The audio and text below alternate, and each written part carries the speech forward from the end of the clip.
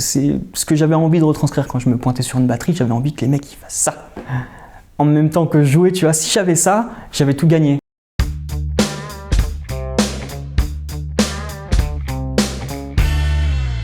Salut, moi c'est Amaury, je suis batteur, et si je devais garder qu'un seul album, ce serait l'album éponyme de Korn.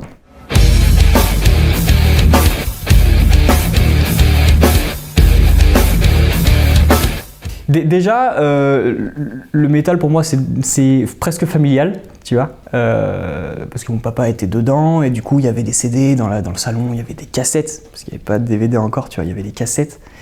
Et mais il écoutait beaucoup Metallica et puis ça commençait même in utero, tu vois, c'est-à-dire que quand j'étais dans le ventre de ma mère, il écoutait Injustice for All de Metallica, tu vois. Quand je pleurais, quand j'étais bébé, il me mettait dans les enceintes et puis je m'endormais tout de suite sur One de Metallica, tu vois.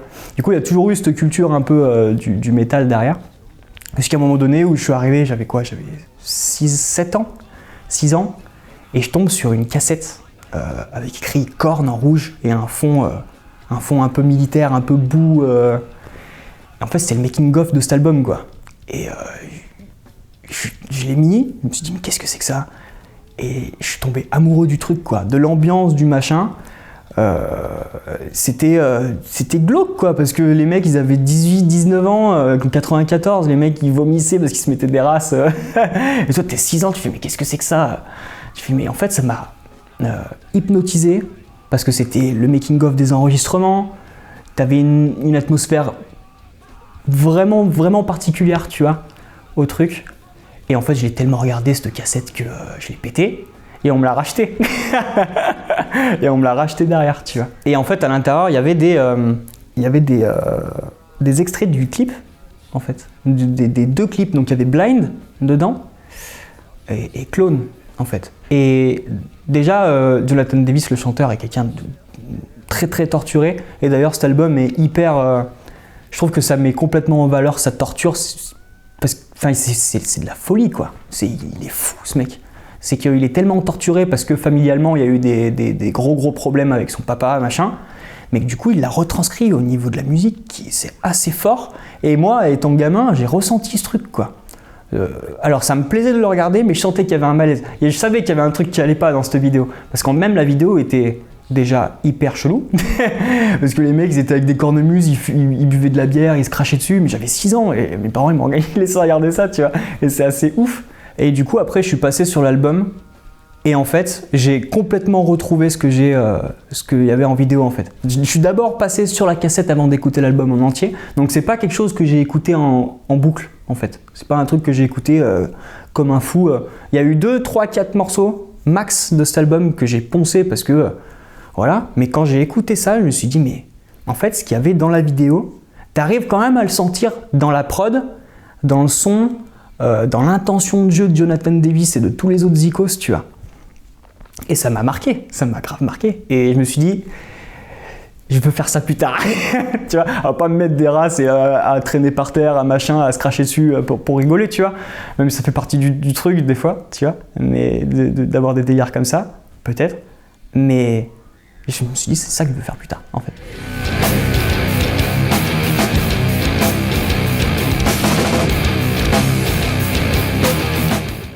Je suis arrivé...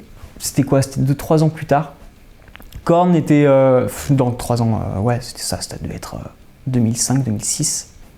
Korn passait à Grenoble, au Summum. Et mon père il me dit, allez viens, on y va, il prend les places et tout, tu sais. Il n'y avait plus David Silveria, le batteur de base, il n'était plus là.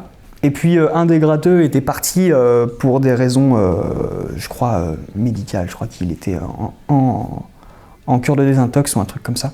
Mais du coup, tu arrives avec une énorme formule de cordes avec plein de remplaçants. À la batterie, tu avais Joey Jordison à la batterie. Donc tu vois Joey Jordison, il a les cordes, tu fais ah. En plus, j'écoutais Slipknot à côté, tu sais, j'étais ah, truc de ouf, tu vois. Ils avaient pris une grosse formule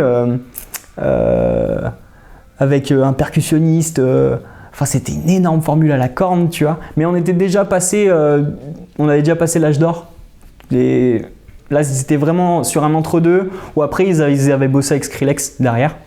Mais il y avait cet entre-deux un peu chelou, tu vois, mais qui sonnait grave. Et c'était un summum, c'était quoi? C'était 2000 places. Et puis j'étais dans la fosse, j'avais 8 ans, donc j'étais le plus jeune de la salle, tu vois.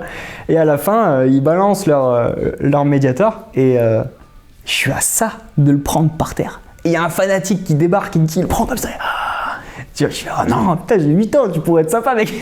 Et il est parti et j'ai jamais eu mon médiator. Et putain, encore maintenant, à 24 ans, j'ai la haine. Mais non, c'est cool. C'était vraiment un super souvenir, quoi.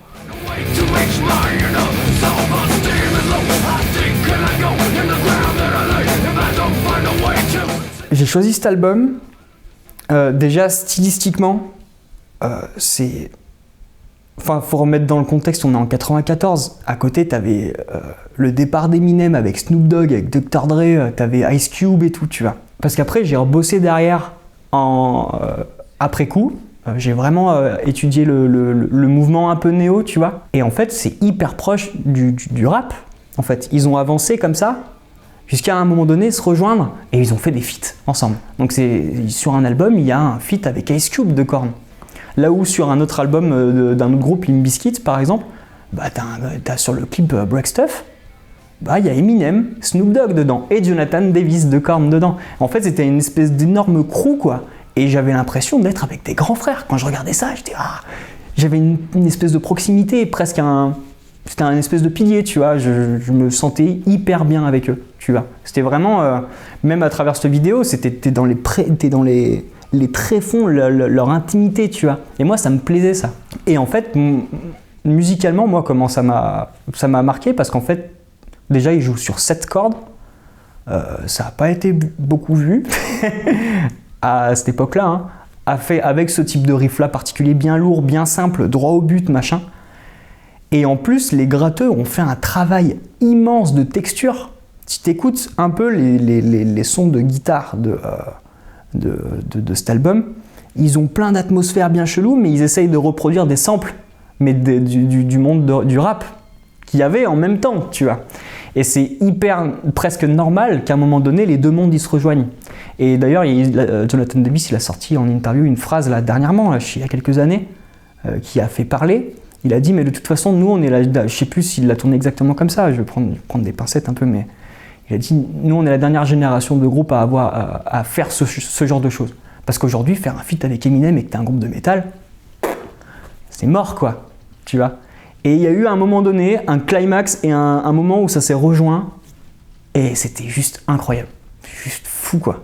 Tu prends la prod, par exemple, je crois que c'est Ross Robinson, je sais plus, oui, ça doit être ça, à la prod. Je pense que ce type de prod d'ingé son, le type de son qu'il a fait sur cet album-là, il a entièrement lancé la carrière de Korn pour moi. Parce qu'en fait, ce que je disais tout à l'heure, c'est que Jonathan Davis, c'est tragique ce qui lui est arrivé. Il se faisait violer par son père. Et il a écrit, d'ailleurs, sur le dernier, je crois que c'est le dernier morceau de cet album. L'album, il s'appelle Daddy. Mais les paroles, accroche-toi. En fait, moi, j'étais petit, je comprenais rien. Mais après, je suis allé gratter un peu. Mais il est torturé. Et en fait, il est torturé, mais dans ses mimiques, en fait, il est en ébullition tout le temps. C'est que il passe d'un truc très calme, très suave, très machin, plaintif, et il explose d'un coup, et tu fais waouh, c'est choquant. Et en fait, tu l'écoutes, t'es captivé. T'es captivé par l'émotion qu'il est capable de te retranscrire derrière un micro. Et je trouve que Ross Robinson, on va l'appeler Ross, je pense que c'est ça d'ailleurs, je trouve qu'il a vraiment capté ça, tu vois. Et il a fait en sorte d'avoir c'est pas une super prod, c'est pas un truc gigantesque, tu vois, mais t'as l'impression qu'il joue en répète dans une cave, quoi, tu vois. Et t'as vraiment même, du coup, cette proximité-là, mais du coup, ce qui rajoute un grain de folie sur le truc très renfermé, tu vois.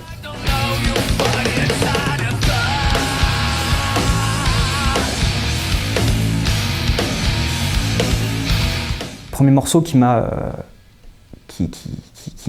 marqué, c'est l'intro de Blind. Et juste ça, je crois que c'est l'une des premières choses que j'ai fait sur une batterie, quoi. J'arrivais pas, ça allait trop vite et tout. Mais c'était c'est juste du génie, quoi. C'est tout simple. Et quand ça part, truc de fou. Et ce type de riff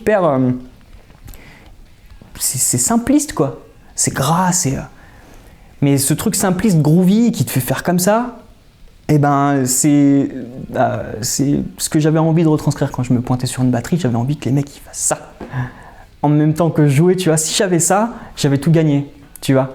Parce qu'en plus, si tu regardes David Silveria, c'est pareil, c'est pas un technicien de fou, tu vois. Mais quand tu écoutes le bass bat de ce groupe avec Phil D, tiens, ça basse comme ça là. Le bass bat, il est juste incroyable. Même si c'est pas parfait, qu'il y a des pains, qu'il y a des machins, l'énergie, elle est colossale. Et si j'arrivais à retranscrire cette énergie de viens, on fait bouger la tête des gens, un peu ce que tu retrouves dans le rap ou même presque dans des tournes de batterie que tu peux dans cet album, t'as des tournes de funk. Des tournes de funk, bon, un peu tournées un peu plus fort avec une caisse claire bien tendue, tu vois. Mais t'as des tournes de funk dedans, tu vois. Parce que lui-même, le rap à l'époque s'inspirait des tournes funk, tu vois. Donc en fait, c'est une espèce de chaîne. Et même après, derrière, quand j'ai monté, des projets, je me suis mis à la gratte derrière. Mon premier réflexe, ça a été de faire ce genre de groove et de riff là, tu vois, d'aller droit au but. Et l'objectif, c'est de faire que les gens ils sautent et que ça défonce tout, tu vois. Et quand tu regardes par exemple le live à Woodstock de 99, quand ils font ce morceau Blind, intro de concert, mais les gens ils deviennent fous quoi. C'est choquant, c'est choquant. D'ailleurs, ce festival a eu des plaintes de violence et tout ça, mais c'était. Alors, moi j'aurais bien aimé y être, mais j'avais 2 ans, tu vois, donc c'était compliqué quoi. Mais il y a Blind. Après il y a eu Clone, qui est le deuxième single de l'album. Où là il y avait dans cette fameuse cassette que je disais au début, il y avait un extrait du clip. Et dans la manière dont il tournait le clip, c'était Jonathan Davis quoi. C'était lui. C'est lui en fait, le groupe. Tu vois, c'est lui le propos, c'est à lui qu'on s'intéresse. Et parce qu'il est tout mouvant, il est tout en Adidas avec des énormes dreads, ils sont tous comme ça avec des trucs. C'est trop glauque quoi. Ça m'a marqué et puis ouais, c'est ce truc en ébullition un peu tout le temps. Il est totalement instable en fait, totalement instable dans Clone. Et que tu retrouves d'ailleurs sur la fin. Si tu écoutes la fin de Need To, je crois que c'est ça ce morceau, la fin de Need To, même encore maintenant, ça me fait un effet de. C'est quand que ça pète, et là ça pète, waouh, ok. Allez, rentre à la maison, terminé quoi.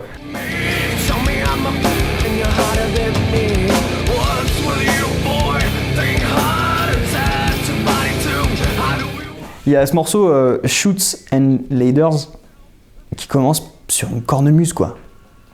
Et puis c'est super drôle parce que dans la vidéo tu le vois, il est en kilt machin et puis il est à la brousse comme ça et il débarque avec une cornemuse.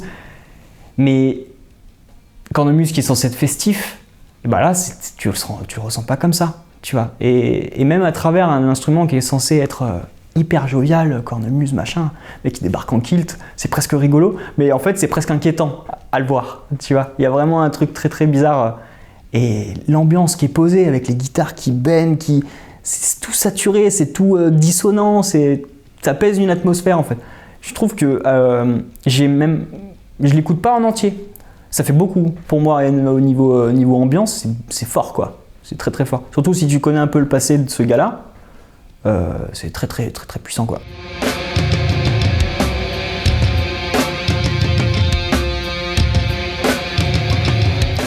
Après, j'ai fait une pause un peu de Korn.